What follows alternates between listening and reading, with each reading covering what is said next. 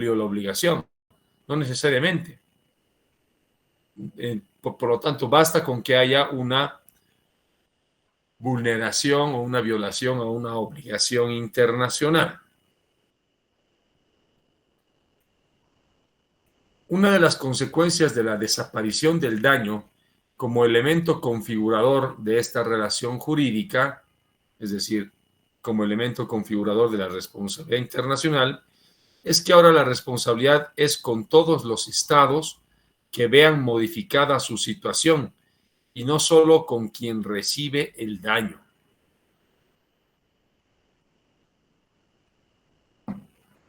Les pongo un ejemplo. En el año 2014, Rusia invade la península de Crimea en Ucrania. Muchos estados elevaron la voz y protestaron, indicando que Rusia estaba violando el derecho internacional al incumplir el principio de la prohibición del uso de la fuerza y del abstenerse de intervenir en otros estados. Hoy Rusia, aún pese a que está ocupando ese territorio, no ha recibido la legitimación o la aceptación de parte de la comunidad internacional a esa invasión que ha hecho, y Rusia hizo de todo. Incluso llevó adelante un referéndum en esa población de Crimea, considerando que la mayor parte de esos ucranianos de Crimea se consideraban rusos por la cercanía con Rusia y porque en la época de la Unión Soviética muchos rusos se habían ido a vivir ahí.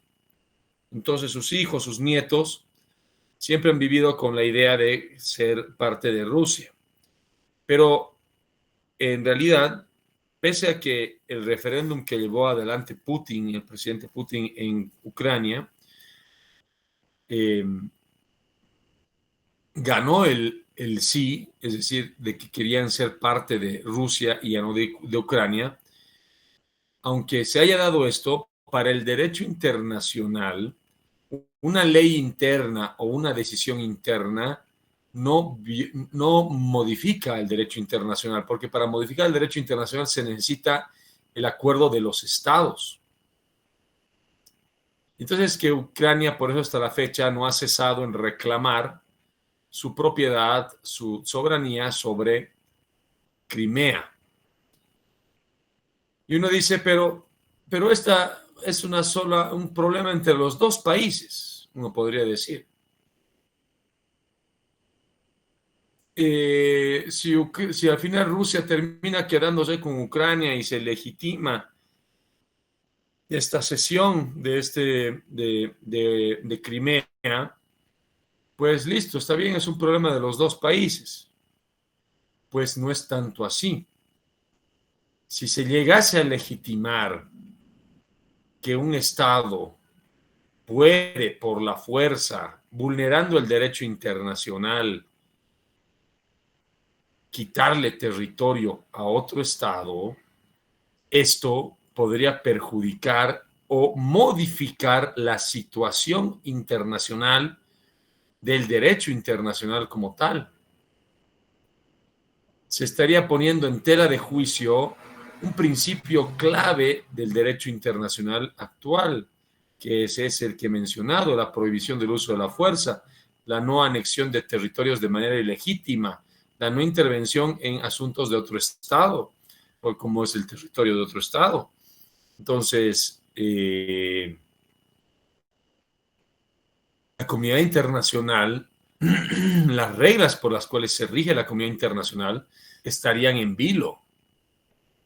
Entonces, no es nomás la cuestión de que el Estado víctima sienta que se le ha hecho un daño y por ese daño emerja la responsabilidad internacional del Estado agresor, sino que es la comunidad internacional quien se convertiría o se convierte aquí en víctima por el agresor a una norma internacional de carácter erga omnes, ¿no? Como es como son los principios que acabo de mencionar.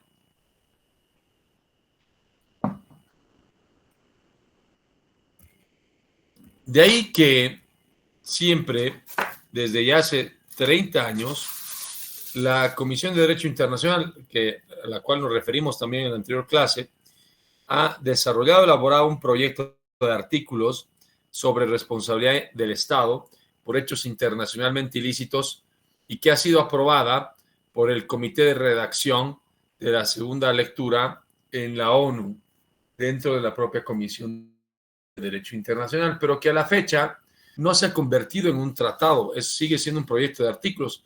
Hay muchos estados que no quieren aprobar esto. ¿Por qué? Porque no quieren ponerse en camisa de 11 varas. Y eso no habla muy bien de la comunidad de estados, porque se supone que, bueno, hay muchos países que sí han aprobado este proyecto de artículos de responsabilidad internacional, pero aún no la mayoría en la ONU. Entonces, este proyecto de artículos dice que por lo menos tiene que haber 50 ratificaciones para que entre en vigencia. Pero este proyecto de artículos lo que hace es recoger en gran manera la costumbre internacional. Y por eso es que la Corte Internacional de Justicia, en varios casos, ha hecho uso de este proyecto de artículos, porque este proyecto de artículos, como les digo, recoge la costumbre internacional en materia de responsabilidad internacional de los estados. Entonces, este proyecto de artículos debe ser entendido como una regulación general, permitiendo la existencia de regímenes especiales que deben ser considerados lex specialis o ley especial, primando por lo tanto sobre la lex generalis o ley general, ¿no? Bien, ¿qué dice este proyecto de artículos sobre un hecho internacionalmente ilícito? Para empezar, ¿qué vendrá a ser un hecho internacionalmente ilícito? El artículo 1 de este proyecto de la CDI enuncia el principio fundamental de que la responsabilidad se deriva de todo hecho internacionalmente ilícito realizado por un Estado. O sea, cualquier hecho que vaya en contra de una obligación internacional ya provoca el surgimiento de la responsabilidad internacional.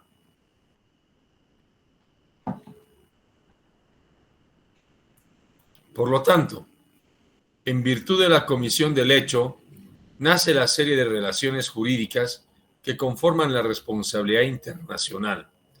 Tradicionalmente se entendía que estas relaciones eran bilaterales, pero se han aceptado progresivamente que existen hechos que implican responsabilidad incluso respecto de la comunidad internacional por la violación de normas erga omnes. Entonces, como dice acá, cuando hay la comisión de un hecho internacionalmente ilícito, ¿no? Esta situación por lo general se produce en el ámbito de las relaciones bilaterales, pero también puede producirse en el ámbito de las relaciones multilaterales. Entonces, por eso es que se ha aceptado que existen hechos que implican la responsabilidad incluso ante la propia comunidad internacional, como les he explicado en el caso de Rusia y Ucrania sobre el territorio de Crimea.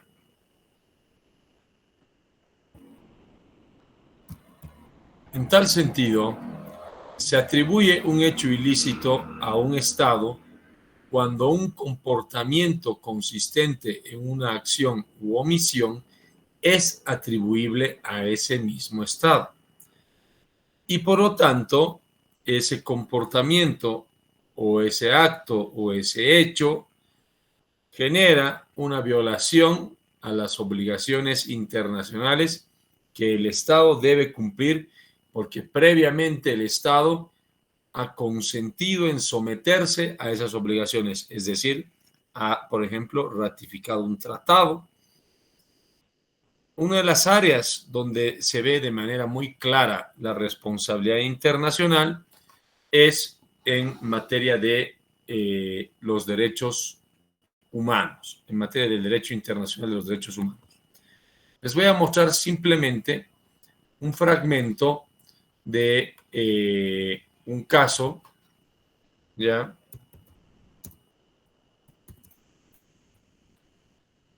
Una sentencia.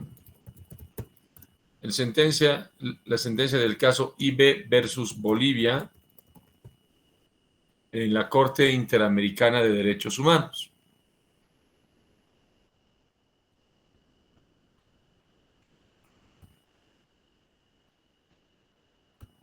Donde van a ver, bueno, esta área, el derecho internacional de los derechos humanos, lo vamos a ver ya en el último parcial, para el tercer parcial. Pero solamente quiero mostrarles, fíjense, esta es una sentencia de la Corte Interamericana de Derechos Humanos. Es el caso IB versus Bolivia, del año 2016. Es larguísima la sentencia, fíjense, 120 páginas. Pero es un caso muy interesante. Lo vamos a analizar cuando lleguemos a ese tema. Pero vamos a ver qué es lo que resuelve o cómo resuelve la Corte Interamericana del caso. Nos vamos a ir a la parte resolutiva.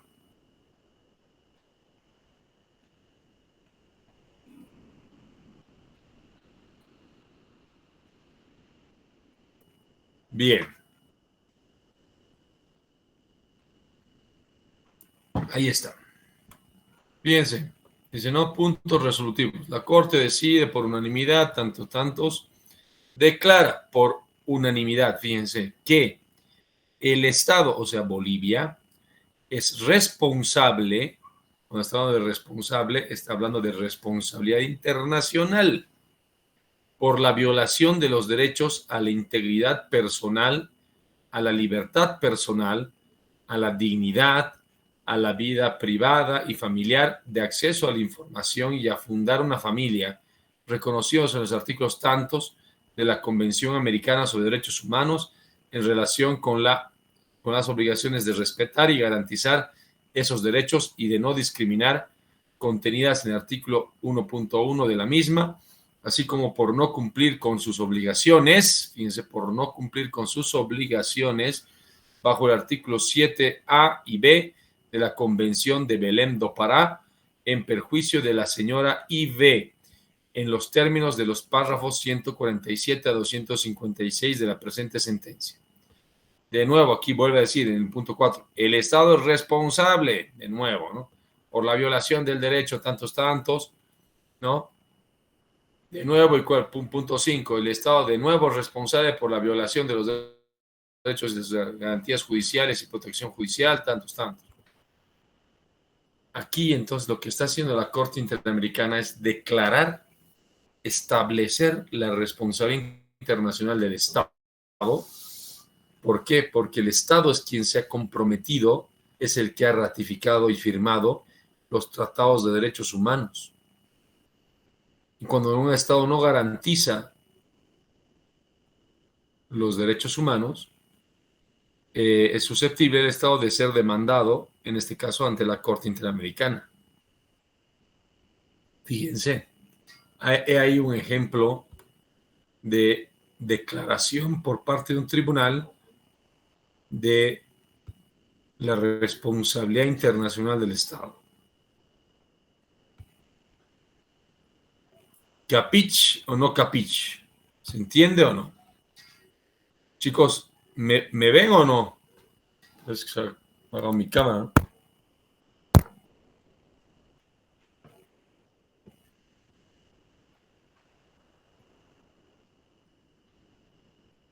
¿Logran verme? No, doctor. No, doctor. No, doctor. Caramba. ¿Qué está pasando? A ver un ratito.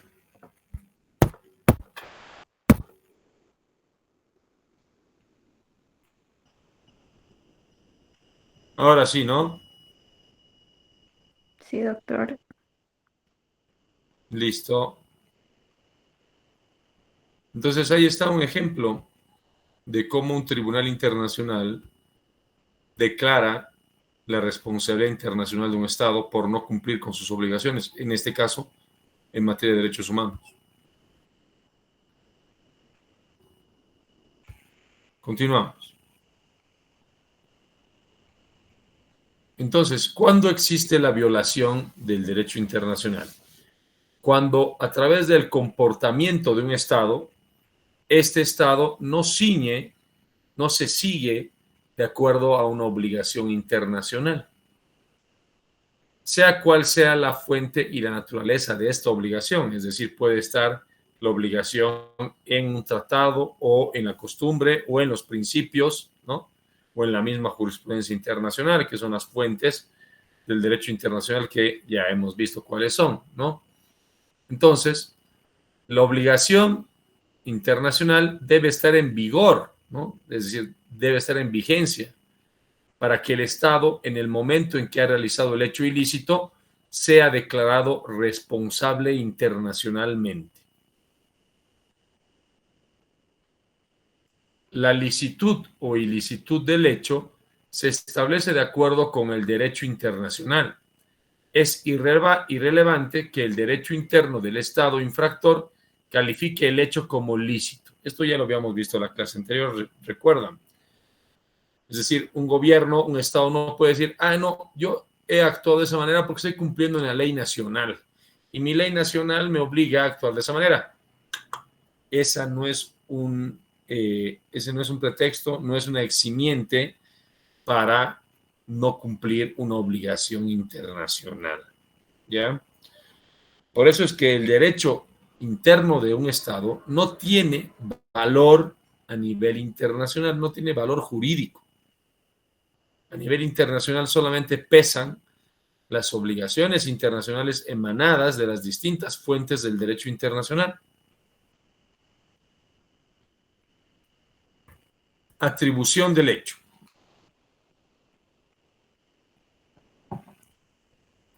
El Estado, por su naturaleza, actuará siempre por medio de sus agentes o representantes. Claro que sí.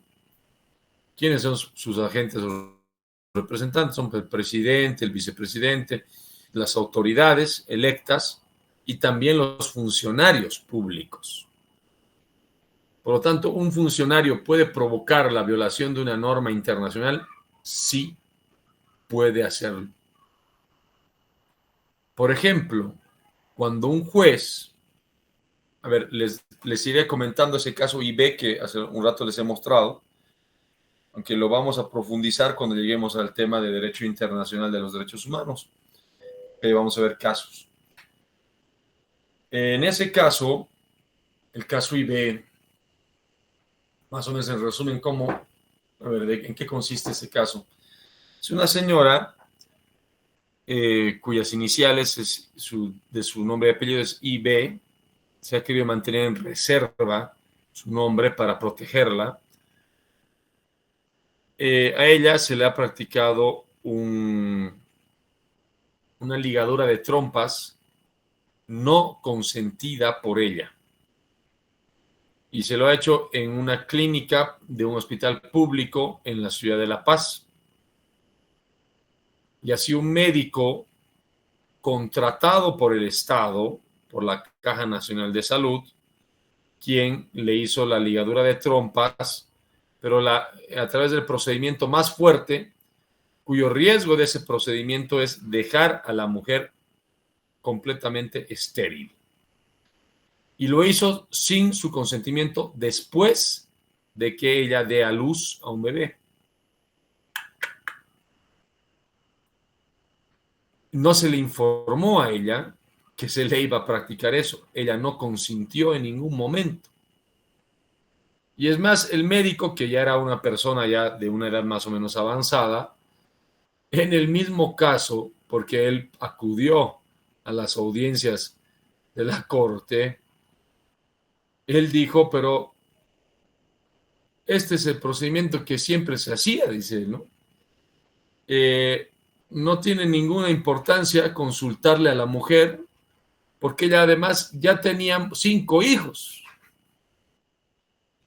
Imagínense el médico porque vio que la mujer ya tenía 5 hijos, él tomó la decisión, una decisión que ella debió haber tomado, de ligarle las trompas y de provocarle la esterilidad permanente. Imagínense esa actitud, obviamente machista, y lastimosamente muchos médicos hacen eso, ¿no? De hecho, la Corte prohibió que otra práctica muy arraigada en Bolivia también ya no se la aplique, porque en Bolivia se le consulta al esposo si el esposo aprueba que a la mujer se le ligue las trompas, ¿no es cierto? Imagínense, es obviamente, una tradición muy machista de considerar que la mujer es propiedad del hombre, cosa más errónea, ¿no? Y para mí es una falta de respeto total y absoluta a las damas. ¿Quién es pues un hombre para tomar la decisión sobre el cuerpo de una mujer?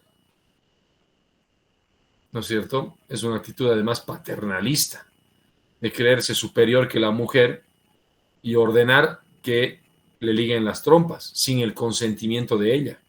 Es un abuso total. Pero lastimosamente en Bolivia se sigue practicando. Algunos médicos, varones principalmente, lo hacen. La Corte ha ordenado que el Estado tome todas las medidas para capacitar a los médicos, en ese caso, para que esa práctica no continúe, porque es indigna y vulneratoria en contra de los derechos de la mujer, en contra de las libertades de la mujer.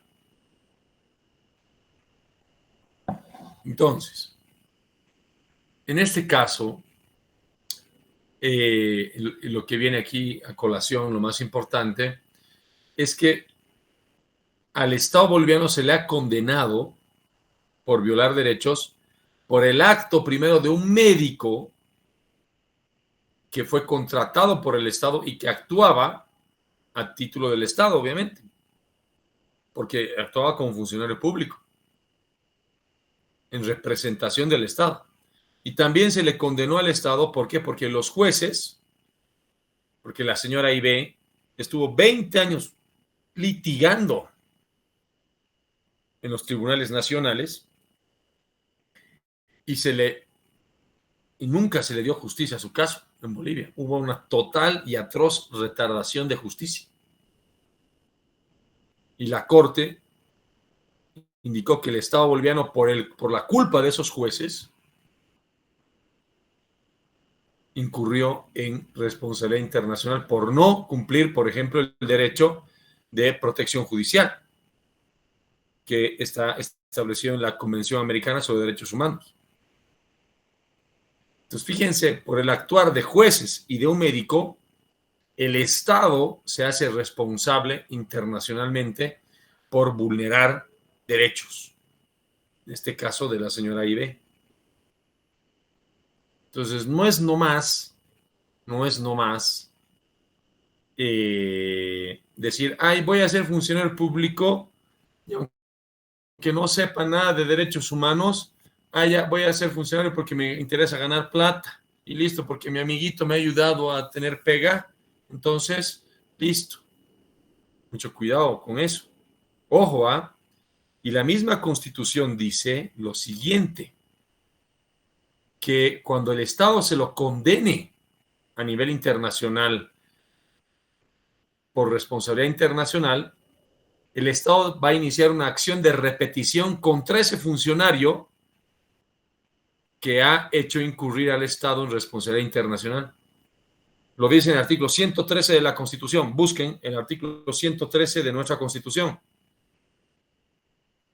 Alguien, por favor, que pueda leerlo en voz alta.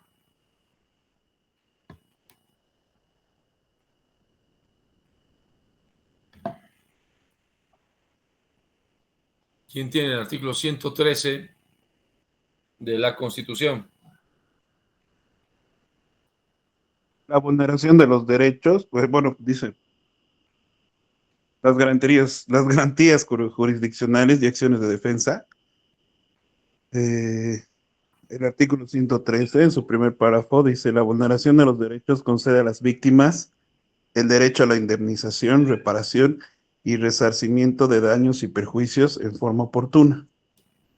Parágrafo 2. En caso de que el Estado sea condenado a la reparación patrimonial de daños y perjuicios, deberá interponer la acción de repetición contra la autoridad o servidor público responsable de la acción u omisión que provocó el daño.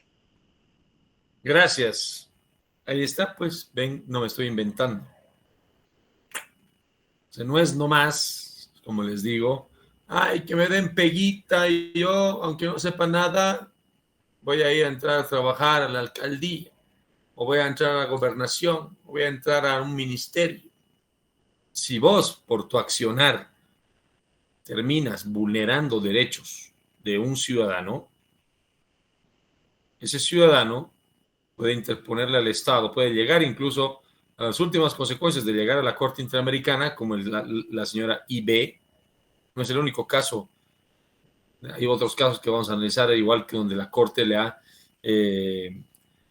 sancionado al Estado boliviano con responsabilidad internacional.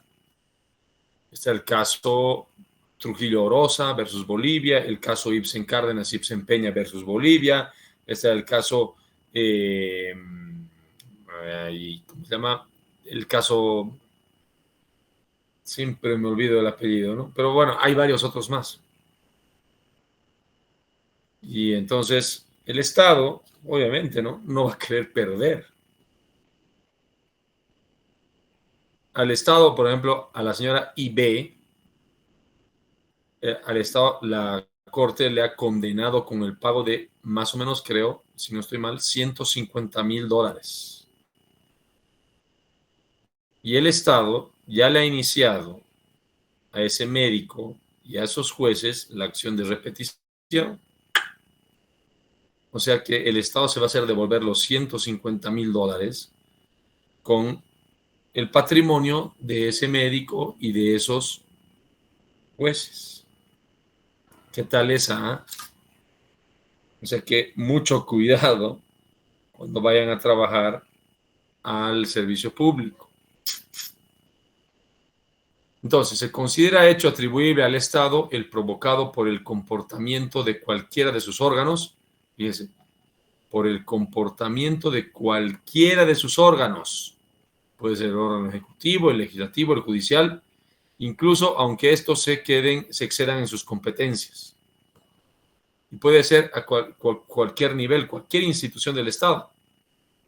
Puede ser una alcaldía, la gobernación, cualquiera. ¿Por qué? Porque los funcionarios y las autoridades electas están actuando a nombre del Estado. También los de las personas o entidades que, sin ser órganos del Estado, estén facultadas por el derecho interno para ejercer atribuciones del poder público y actúen en el ejercicio de dicha capacidad. Por decirles algo, digamos, el Estado publica una licitación, ¿no? Para construir una carretera y contrata a una empresa X. Esa empresa no les paga a sus trabajadores. Los trabajadores demandan a la empresa, ¿no ven? Está muy bien. Pero digamos que en sede nacional no se les hace justicia a los trabajadores. Y los trabajadores se agarran un internacionalista capo, ustedes ojalá se dediquen al derecho internacional, y recurren ante la Corte Interamericana, ante el sistema interamericano. Y en el sistema interamericano ganan. La Corte va a decir, al Estado le va a decir, usted es responsable, pero el Estado va a decir, no, un ratito. No, pero si es aquí la empresa, nosotros hemos contratado una empresa y es la empresa la que debe haberles pagado, o sea, la que le ha vulnerado sus derechos es la empresa privada, no somos nosotros. La Corte le va a decir al Estado un ratito. Fíjate que aquí la empresa estaba haciendo una obra pública con recursos del Estado, con los recursos que tu Estado le has pagado. Y por lo tanto, en este caso, habiendo un contrato entre la empresa y el Estado también se hace responsable en este caso. ¿Me entienden? Esa es la lógica.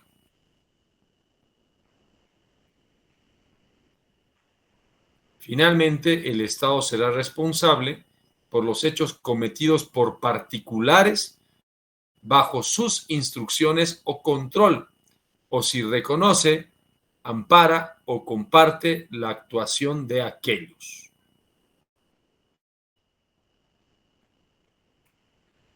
Bien. Ahora vamos a entrar a ver este otro punto. A preguntarnos si es posible invocar la responsabilidad internacional del Estado en relación con las actuaciones de otro Estado. A ver, ¿será posible que un Estado sea responsable por las acciones de otro Estado? Ahora vamos a ver. Sí es posible. ¿En qué casos? Primero, cuando un Estado ayuda o presta asistencia a otro en la comisión de un hecho internacionalmente ilícito. Aquí les pongo un ejemplito, muy en boga hoy en día. La situación de la Franja de Gaza y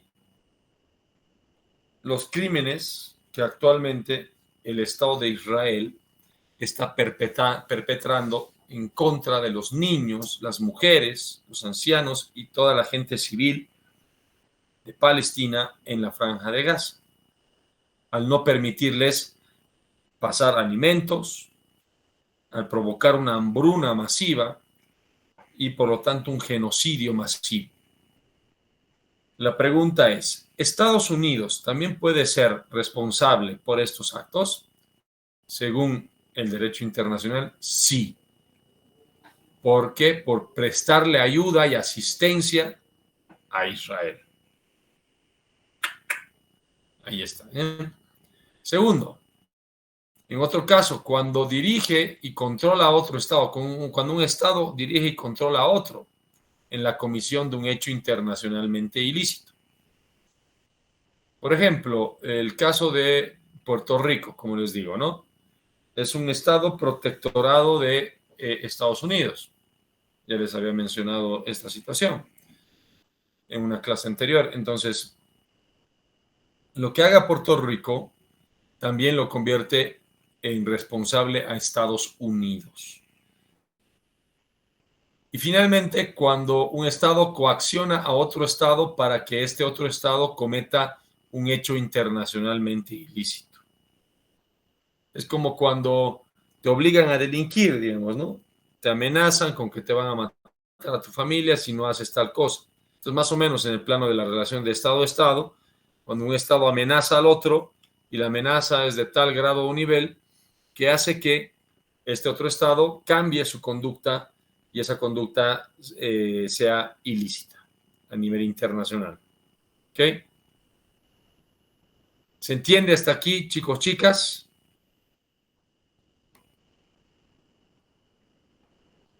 Sí, doctor. Muy bien, continuamos. Ahora, hay ciertas circunstancias que excluyen a un Estado de la ilicitud. Bueno, la ilicitud del acto puede excluirse respecto de otro Estado si éste consiente la acción. Van a disculpar, está aquí un error ortográfico, es con SC. Consiente la acción.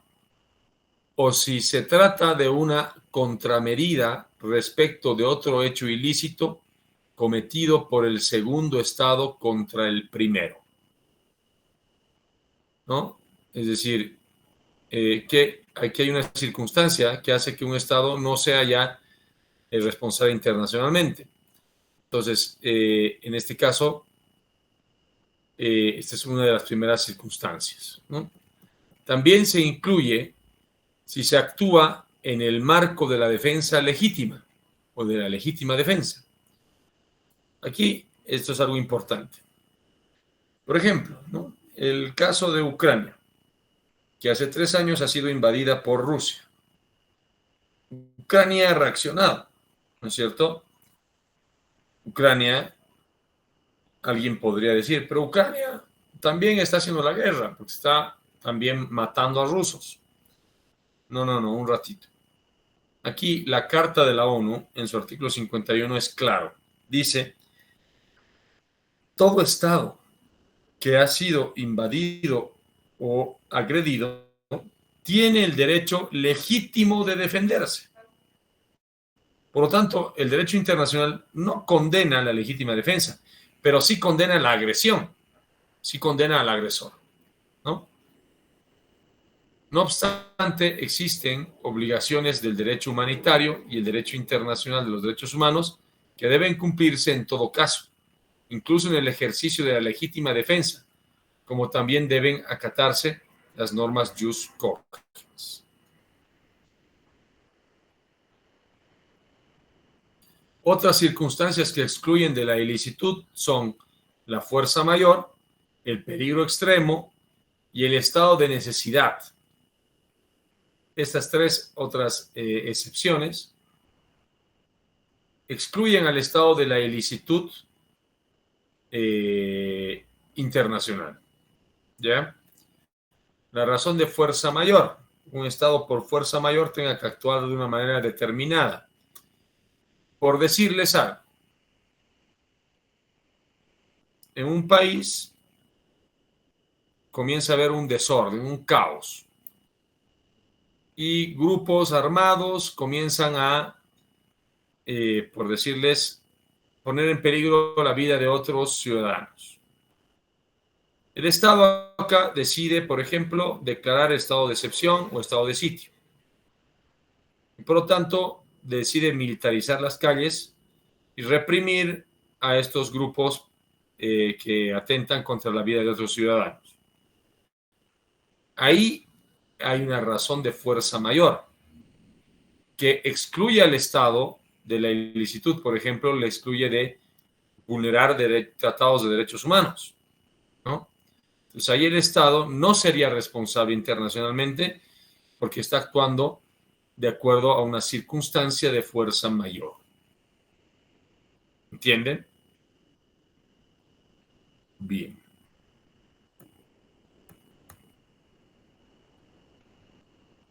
Contenido de la responsabilidad internacional.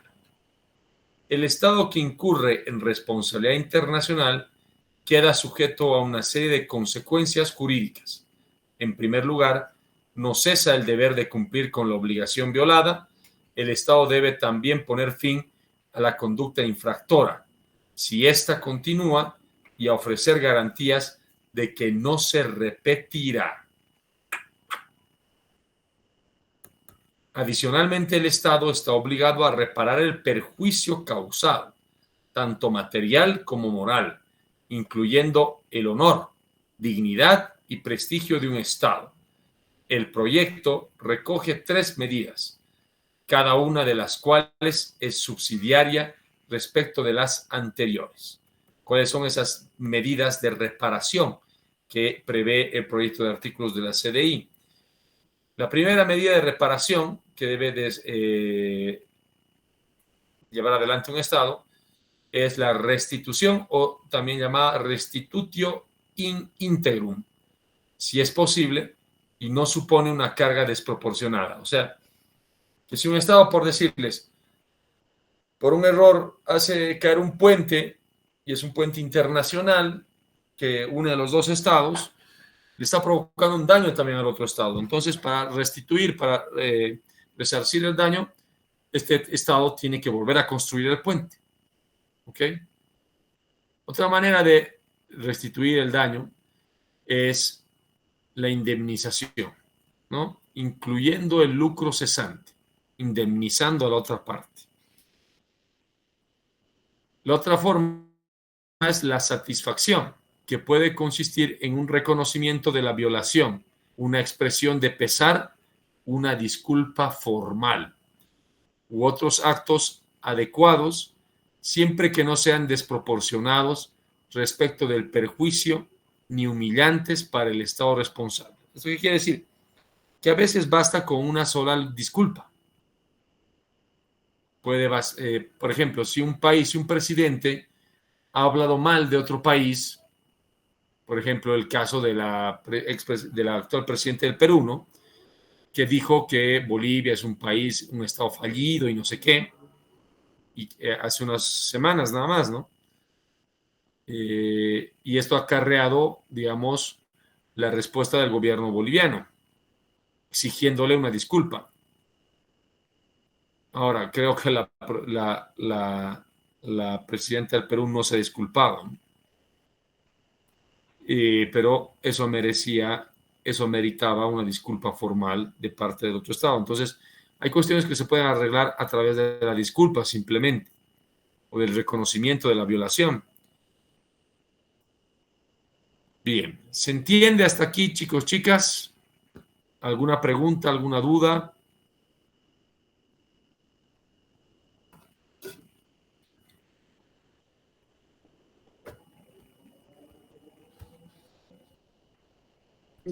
Sí, se entiende, doctor.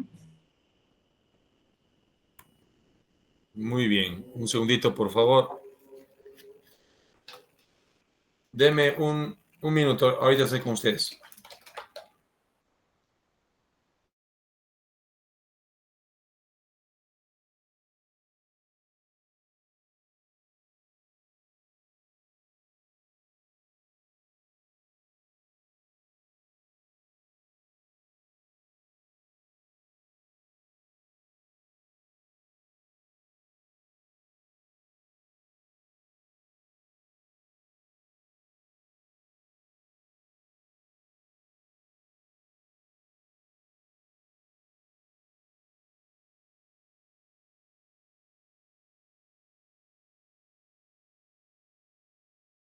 Ya estoy de nuevo con ustedes, chicos. Continuamos un rato más, ¿ok?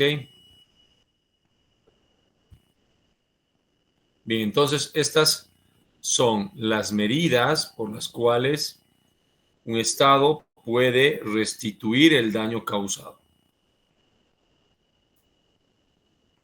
Modos de hacer efectiva la responsabilidad. El proyecto de artículos del que estamos hablando de la Comisión de Derecho Internacional de la ONU recoge las medidas que pueden adoptar los Estados ante la obligación internacional de una obligación internacional para asegurar que el Estado infractor cumple las obligaciones que conforman el contenido de la responsabilidad.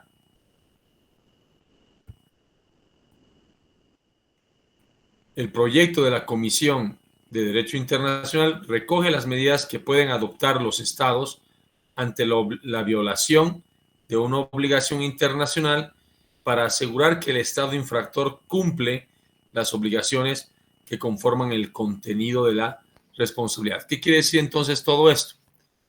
Quiere decir que el Estado infractor no solamente se ve en la obligación de reparar el daño, sino se ve en la obligación de nuevamente adecuar su conducta conforme las obligaciones internacionales y a comprometerse de que no va a volver a vulnerar esas obligaciones. Bien, la invocación.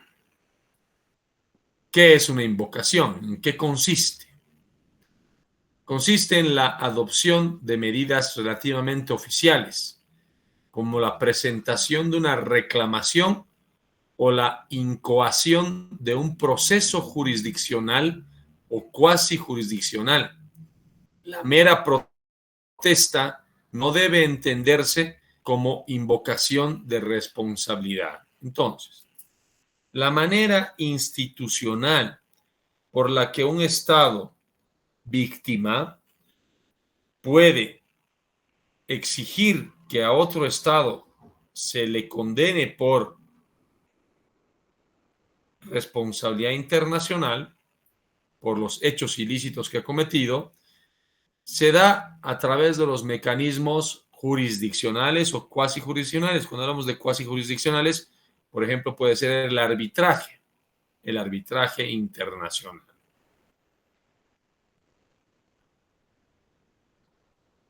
La invocación, es un derecho del Estado lesionado.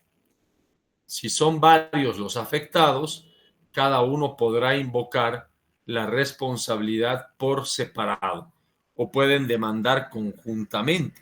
Claro que sí. Puede haber casos. Por ejemplo, la Corte Internacional de Justicia en la década de los años 70 recibió una sola demanda por parte de dos estados, Australia y Nueva Zelanda. ¿Contra quién? Contra Francia, en un caso que se denominó ensayos nucleares. Lo que pasaba es que en el Pacífico, muy cerca entre Nueva Zelanda y Australia, el ejército francés había desarrollado una serie de pruebas nucleares en el Océano Atlántico, en el Océano Pacífico, perdón. Y eso le estaba generando unas olas muy grandísimas a los territorios, a las costas de estos dos países, Australia y Nueva Zelanda. Y estaba provocando que además mueran muchos peces. Y eso estaba afectando también a la actividad pesquera de sus países. Entonces, ambos países decidieron demandar a Francia, porque Francia no les hacía caso ante la Corte Internacional de Justicia. Entonces, ahí hay un ejemplo de dos países que hacen una sola demanda contra otro país.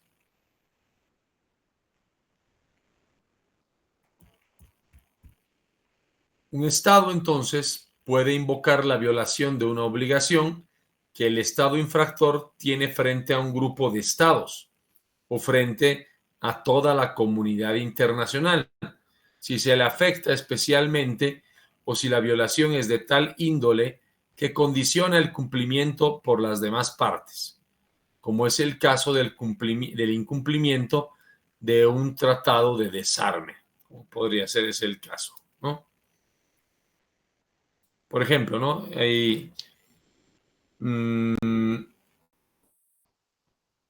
Hay tratados internacionales sobre el desarme nuclear que se ha suscrito principalmente en los años 90 entre todos aquellos países que tienen armas nucleares. Y se han puesto metas, ir progresivamente desarmando su arsenal nuclear. Tristemente ha habido países infractores. Una manera de obligar a que los infractores cumplan sus compromisos internacionales es la de demandarlos ante un tribunal internacional, ¿no? Y ahí entonces los demás países que sí han cumplido pueden demandar a los infractores por ese incumplimiento y un tribunal internacional puede declarar que esos países infractores son responsables internacionalmente por actos o hechos ilícitos. Es posible renunciar a este derecho, claro. Un Estado puede renunciar a ese derecho. La falta de reacción del Estado ante la violación se puede presumir como renuncia tácita. Puede ser que un Estado diga, bueno, no voy a hacer problema, no voy a demandar. Entonces ahí estás renunciando a tu derecho a incoar una acción contra un Estado infractor. Estás renunciando a tu derecho de Estado lesionado. Pero esto depende de cada país, ¿no? Del gobierno de cada país, qué es lo que deciden hacer. Algunos casos de violación del derecho. Aquí hay un caso, ¿no? De los nacionales norteamericanos acorralados por una multitud en una casa en México. Estos norteamericanos fueron asesinados luego de que soldados mexicanos enviados para disipar el gentío, contrariamente a sus órdenes, abrieran fuego contra la casa, obligando de este modo a sus habitantes a salir de ella, al momento de comisión de los hechos, los soldados estaban en servicio bajo la supervisión y en presencia de un oficial al mando.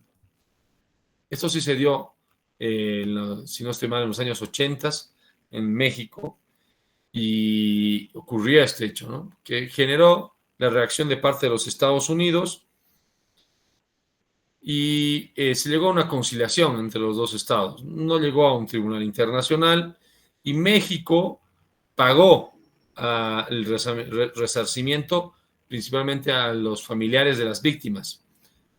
No recuerdo cuánto fue la suma de dinero, pero México pidió disculpas y también inició procesos penales contra estos militares, ¿no? Lighthouses, ¿no? Es un caso de un faro ubicado en territorio griego, perteneciente a una compañía francesa. Y este faro fue requisado por el gobierno de Grecia el año 1915 y posteriormente destruido como consecuencia de una acción enemiga. Francia pidió la restitución del faro, sí, a Grecia. Y Grecia terminó construyendo el faro de nuevo, ¿no? Entonces, la forma de restitución fue ad integrum, porque se volvió a construir el mismo faro que había sido destruido. Torrey Canyon. En marzo de 1967, un buque petrolero de Liberia encalló en rocas sumergidas en las cercanías de Cornwall, fuera de las aguas territoriales británicas, derramando grandes cantidades de petróleo que amenazaban la costa inglesa. Entonces ahí Inglaterra presentó una queja formal contra Liberia. Y el Estado de Liberia se comprometió a hacer una limpieza en la zona y a pagar a Inglaterra una suma determinada, y Liberia luego inició acciones contra esa empresa que no tomó las precauciones para evitar derramar combustible, es decir, petróleo, cerca de las costas de Inglaterra, ¿no? Entonces, ahí hay otro caso de que se trató de resarcir el daño, pero esto se dio porque Inglaterra, como estaba lesionado, hizo esa protesta, ¿no? Como dice acá, ¿no? Luego de varios intentos por remediar la situación, el gobierno británico decidió bombardear el buque para quemar los restos de petróleo, operación que se desarrolló con éxito. El gobierno británico subrayó la existencia de una situación de extremo peligro y sostuvo que la decisión de bombardear el buque había sido tomada luego de que hubieran fallado todos los otros medios. Pero claro, igual Liberia fue al lugar, como les digo, a tratar de recoger todos esos desechos tóxicos que estaban en ultramar, y eso lo hizo porque Gran Bretaña prácticamente le obligó a hacer eso, ¿no? Bajo el hecho de que Gran Bretaña iba a tomar represalias contra la misma Liberia, ¿no? Bueno, ahí está, estimados estudiantes. Hemos llegado al final. ¿Preguntas o comentarios?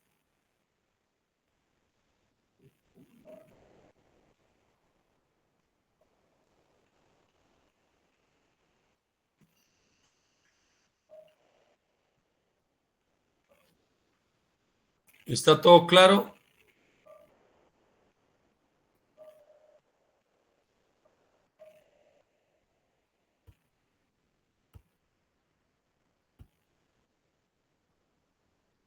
Bien. Entonces, la próxima clase vamos a hacer la práctica. Ya hemos puesto fecha de examen, ¿no? Es el 6 de septiembre. Sí, doctor. Listo. Entonces, hemos terminado este tema. Vamos a hacer la práctica y vamos a comenzar el siguiente tema la próxima clase. ¿Ok? Ok, doctor. Muchas gracias. Listo. Hasta luego, que les vaya doctor. bien, cuídense. Buen fin de semana.